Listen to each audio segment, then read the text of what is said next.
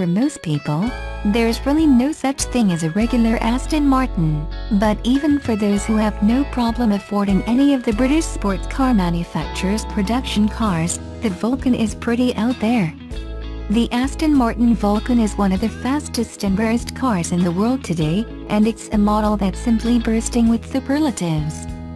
However, if the Trek-only 820 horsepower supercar that's limited to a run of just 24 units still isn't quite special enough for you, Aston Martin is now offering an AMR Pro performance pack that has technology sourced from the company's Le Mans winning race cars.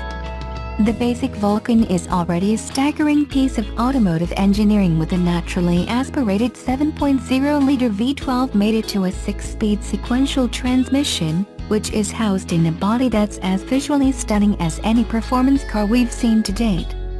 To make the car even more special and to perform even better than it already does, the AMR Pro Performance Pack can now be specified. But although the performance upgrade packages we see for lesser cars include things such as bigger superchargers or turbos and other engine enhancements, the package for the Vulcan is largely aerodynamic. The Vulcan AMR Pro model's upgrades are mostly designed to help channel air over, under, and around the car more efficiently, while the other notable change is a shorter gear ratio. The whole aim of the upgrade is to make the Vulcan AMR Pro more planted and more responsive than the regular Vulcan, in order to reduce those all-important lap times. Aston Martin states the enhancements made by the package increase the Vulcan's downforce from 2,323 pounds-ft to 2,950 pounds-ft. That really is a massive increase for any car, let alone one that was already packed with cutting-edge aerodynamics. For an idea of just how extreme the performance upgrade is delivered by these aerodynamic enhancements, the Le Mans class-winning Aston Martin Racing Vantage GTE boasts just 2,290 pounds-ft of downforce. Even the Vulcan without the AMR Pro Performance Pack is very much a Trek-only model with no limits and no restraints, which doesn't worry about complying with any regulations. It's therefore not designed to compete in any designated race series, just to go around a track at frightening speed. With the AMR Pro Pack, those 24 owners can now go around the track even faster, as long as their driving skills are up to it, of course. The BMW portfolio is going to change in the future even more with the addition of a successor of the BMW Z4 Roadster.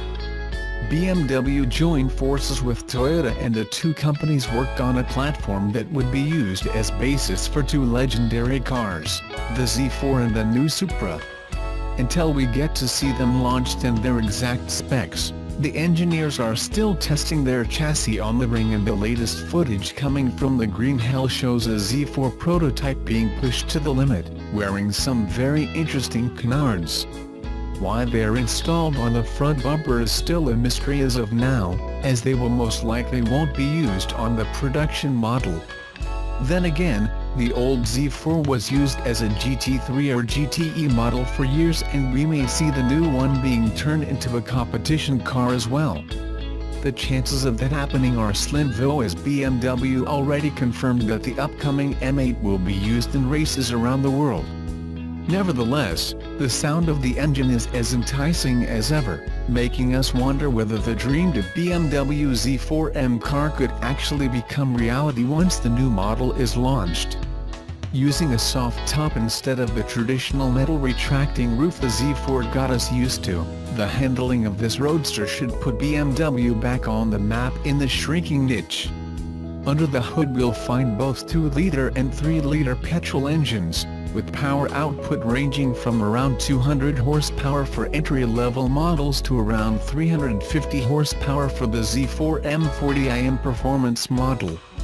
Hopefully, if rumors are confirmed, we will get to see it in production guys later this year, at the Frankfurt Motor Show, after the concept is introduced at the Pebble Beach Concours d'Elegance in August. It might seem as through-the-looking glass weird as Vive Clicquot releasing a range of caffeinated soft drinks, but Land Rover might be about to launch a ute, or pickup truck, as the Americans like to call them.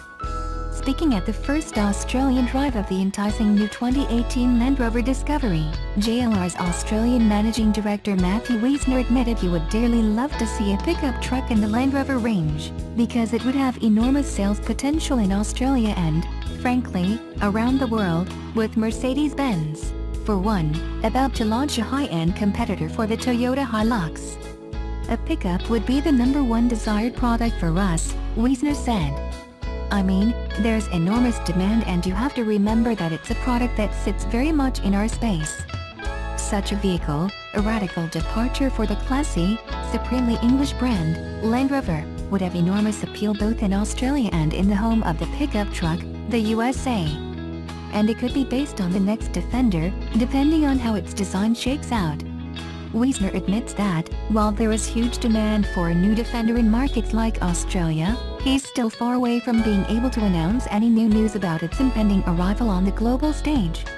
I can only tell you that what global design boss Jerry McGovern said about Defender at the Discovery launch earlier this year remains our official position, Wiesner said.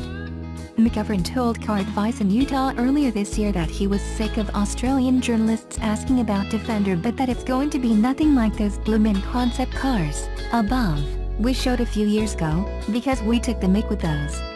Our brand has been on a journey of transformation, and the Discovery is the latest step on that. It's less polarizing, more appealing. He added, we haven't always been known for great design in the past, because we came from a very functional base.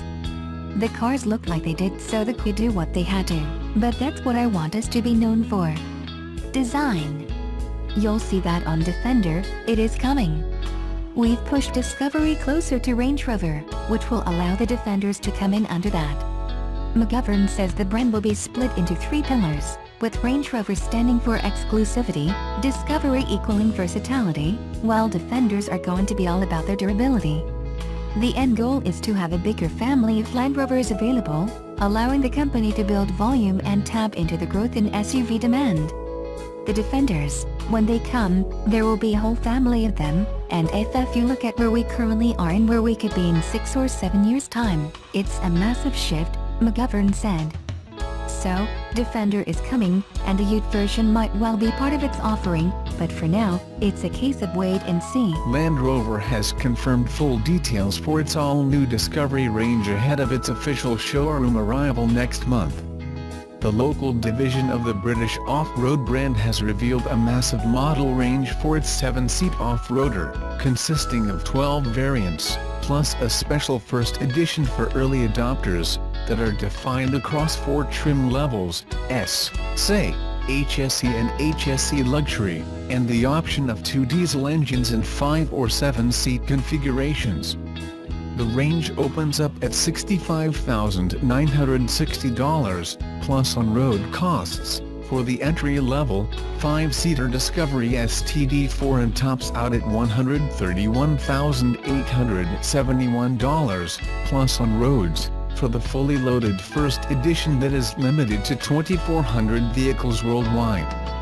All Discovery models ride on a new, lighter aluminium platform that was first introduced on the latest generation Range Rover luxury SUV and, apart from contributing to significant fuel economy savings, liberates more interior space within the cabin.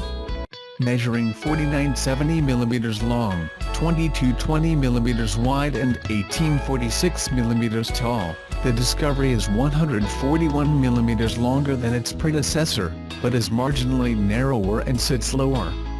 However, Land Rover's designers have pushed the wheels further into each corner of the car, extending the wheelbase by 38mm, to open up the cabin. As a result, the second row of seats can be pushed forward by 160mm to comfortably accommodate adults up to 1.91 m tall in the final row. Each also comes standard with an 8-speed automatic gearbox and all-wheel drive transmission. A low-range transfer case and air suspension are available as options on S models but are fitted as standard on all other variants. Entry-grade models across each trim line are powered by a 2.0-liter turbo diesel 4-cylinder in TD4 specification that produces 132 kilowatts per 430 Nm and consumes a claimed average of 6.3 L/100 kilometers. Mid-spec SD4 variants have an upgraded version of the same engine that increases power outputs to 177 kilowatts per 500 Nm without too much penalty in fuel consumption, reaching a claimed average of 6.5 L/100 kilometers. The range-topping SD6 engine is a 3.0-liter single-turbo V6 that produces 190 kilowatts per 600 Nm and consumes a claimed average of 7.2 L/100 kilometers. All models come with automated emergency braking, lane departure warning, a reverse camera and rear parking sensors and airbag coverage for all outboard occupants with a 5-star independent crash test rating. In its most basic specification, the S models ride on 19-inch alloy wheels, has cloth trim and an 8-inch color touchscreen with Bluetooth connectivity. The SE grade picks up grained leather trim with 8-way electric adjustment for front seat passengers, ambient lighting, dual-zone climate control, sat-nav, while the HSE adds 20-inch alloys, electric steering column adjustment, tri-zone climate control, keyless entry, power tailgate and a larger 10-inch touchscreen with a Meridian sound system. At the top of the range, the HSE luxury models have plush Windsor leather trim with 16-way powered adjustment and heating and cooling for front seat occupants, adjustable ambient lighting, a chilled center console, and a top-grade audio system with a digital TV and a more comprehensive sat-nav. Like all Land Rover models, there is a long list of options allowing customers to personalize the Discovery, including the 7-seat configuration which costs $3,400 across the range.